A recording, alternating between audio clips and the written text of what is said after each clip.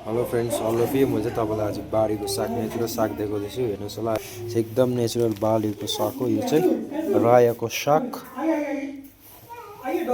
यो चाहिँ पाल्कीको साग, पाउटीको। हेर्नुहोस् है फ्रेन्ड्स, यस्तो हुन्छ है हाम्रो यहाँ बारीमा चाहिँ फ्रेस अर्ग्यानिक सब्जी पाक्छ है यहाँ होटलमा हाम्रो।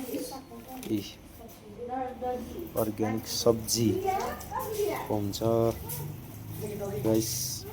मेरो भिडियो कस्तो लाग्छ फ्रेन्ड्स, लाइक सेयर कमेन्ट गरिदिनुहोस् होला है। मेरो भिडियोमा पनि फलो गरिदिनुहोस् होला।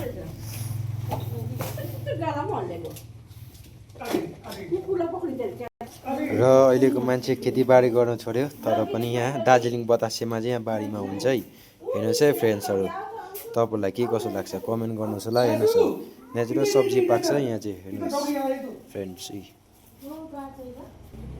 धन्यवाद।